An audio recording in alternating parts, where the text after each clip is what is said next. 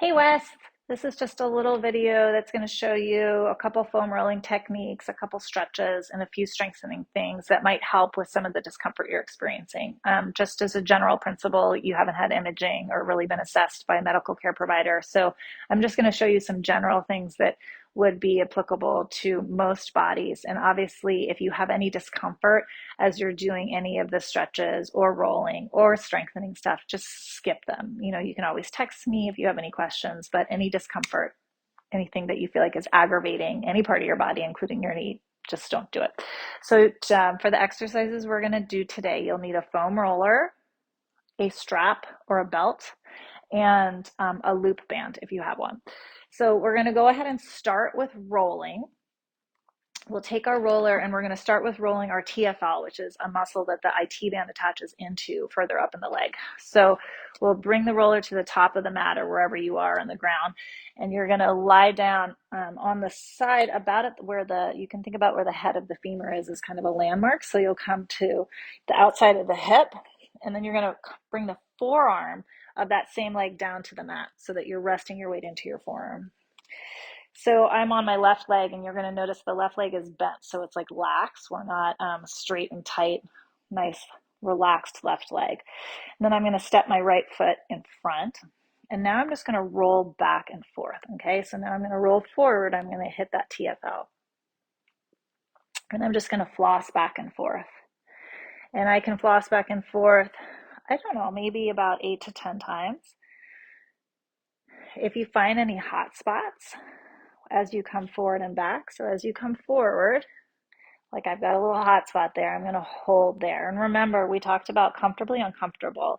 So you can deload as much weight as you need to get to a spot where it doesn't feel like you're like clenching your jaw or like really painful. We just want to have, it'll be a little uncomfortable, but we don't want too much. After you've done that for a bit, then you're going to bring in the gluteus medius as well. And so I'm going to shift over a little bit so I have room to roll all the way back. So now I'm going to roll back, and maybe now I have sensations in that gluteus medius area, that like lateral glute, and then I'm going to roll back forward. So I'm going to come back and forward. So the IT band also is affected by the gluteus medius, coming back and forth. Okay, so after that, I'm going to roll my quads. So now I'm going to come and I'm going to think about rolling kind of the length of the quad in like the belly of the muscle here in the midline. And then after that, I'm going to get more the lateral aspect. So we don't need to go directly on the IT band, but getting the lateral aspect of the quad can be helpful. Okay. And you don't want to like really compress the IT band and make it feel like zingy and sharp. Like that could actually irritate it. So we're going to keep that nice soft rolling sensation and coming both down the belly of the quad here and the lateral aspect. So you can just come, and we're staying above the knee. We're not on the knee joint. All right. So we're going to come down. I like to be on my forearms, and then I'm just going to shift back and forth. Whew. And if you have any hot spots, stick around on those hot spots, not like for more than 20 seconds, but you can hold, like find, I don't know, maybe like 3 to 5 breaths, and then move on. And you're going to come up and down. And then I'm going to shift my weight so that I'm now more on the lateral aspect of my quad. And again, nothing sharp shooting or zingy. I'm just coming back and forth. I'm avoiding the knee. And then same idea, if you find any spots that like deserve a little bit more attention, give them some extra time. Okay, so once you've done that, those are going to be my first two priorities. You can also, we talked about before, you can do your glutes with a ball. I didn't say you'd need a ball, but you can use a tennis ball or a lacrosse ball or a baseball, and you'll take the ball, you'll kind of sit on the outer edge of the glute, and then you'll trace around the glute. Whew.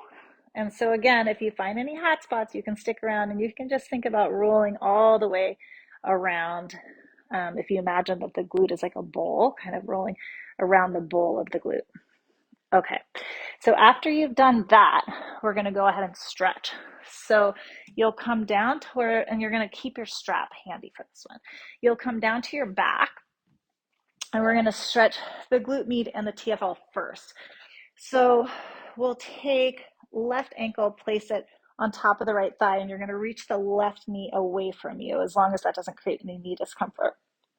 From here, we're going to go ahead and let the legs drop over to the right. Okay, so the sole of the left foot is going to end up on the ground on the right. Now, you can take your arms out like a capital letter T, and maybe this just feels nice. Now we're going to reach the left knee away from us, and then let the left knee kind of fall in. And we're going to make this into a dynamic stretch. So we'll reach the left knee away, and then let the left knee fall in. And obviously, if this is triggering any discomfort in the knee, you're going to skip it. So coming back and forth, and then after you've made it nice and dynamic for my 5 to 8 times, then you can kind of hold away.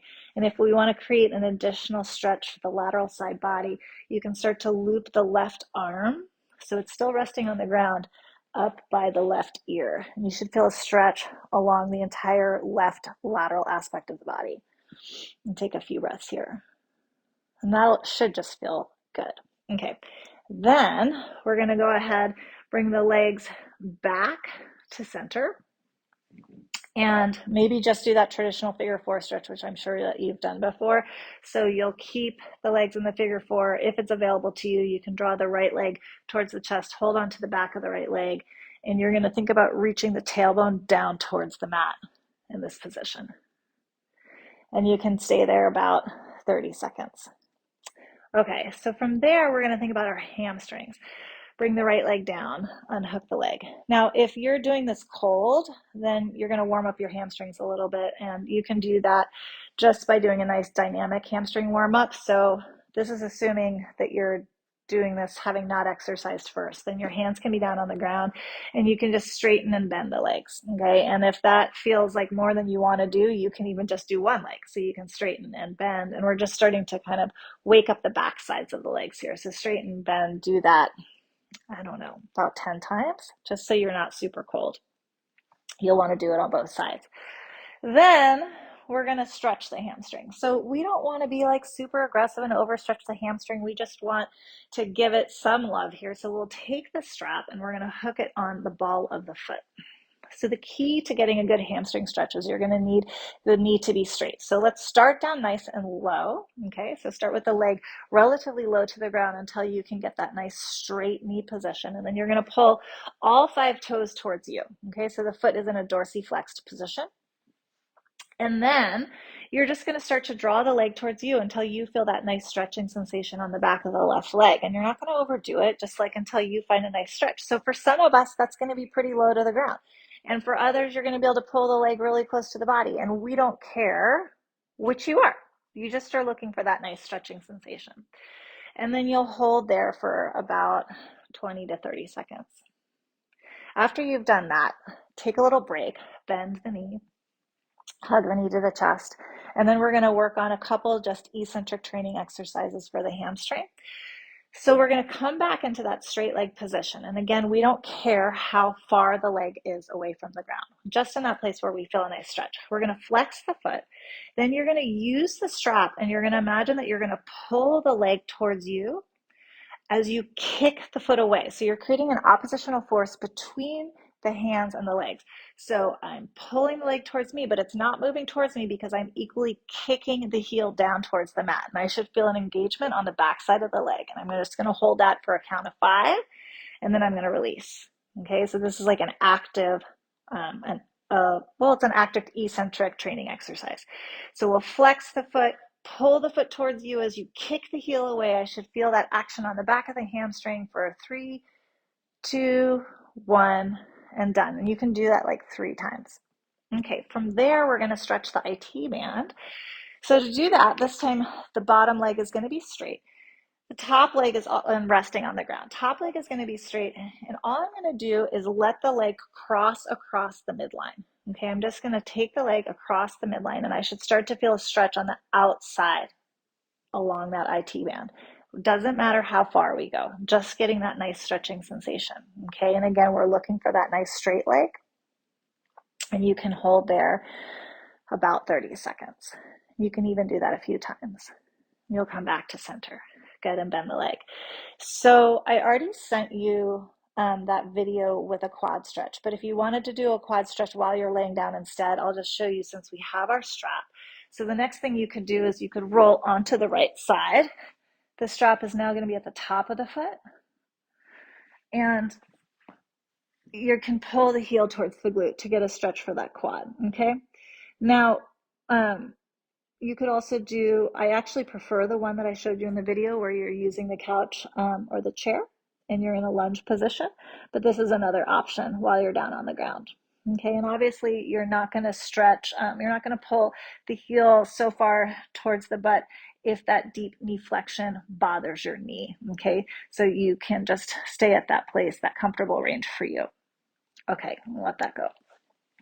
All right, so then last thing is to just do a little bit of strengthening work for the glutes. So I'm going to show you two things with a band.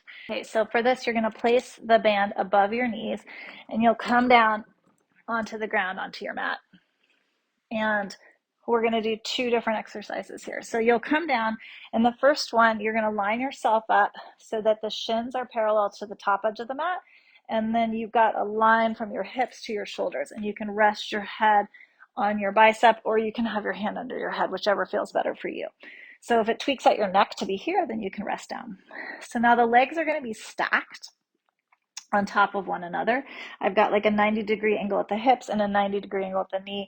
And now I'm going to lift the entirety of the leg away. Okay, so now I'm going to lift up and away. Now the key here is as I lift up and away, I'm not letting my hip roll back. Okay, so my hips are stacked almost as if my hips are the door frame and my leg is the door, and the door is going to open. The door frame can't roll back, right? And then we're going to close. And so you can do that about 10 times. And then depending on how you're feeling after you've done that 10 times, if you've still kind of got some oomph left, you're going to come at the top and you're going to just do a small pulse. So you're just going to pulse up at your end range here. Pulsing up, you're going to pulse there for 10 times. If you're feeling like super ambitious, you can then, after those 10 pulses, do a static, like isometric hold for 10 times. So meaning that you're just going to keep the leg at the end range, hold for 10 seconds, and come on down. Then you'll do the other side. Next, we're going to work more of our rotators in a clamshell position. So for this one, you're going to come up to your forearm. So my forearm is going to be stacked under the elbows under the shoulder. And now I'm going to change the alignment of my legs. So now I should be able to draw a line from my heels to my glute to my shoulder. I'm going to lift the bucket of the rib cage into the spine. So I'm like nice and strong, lifted away from the mat. And now I'm just going to imagine that my legs are like a clamshell. I'm going to keep the heels glued together, and I'm going to open the clamshell up and close.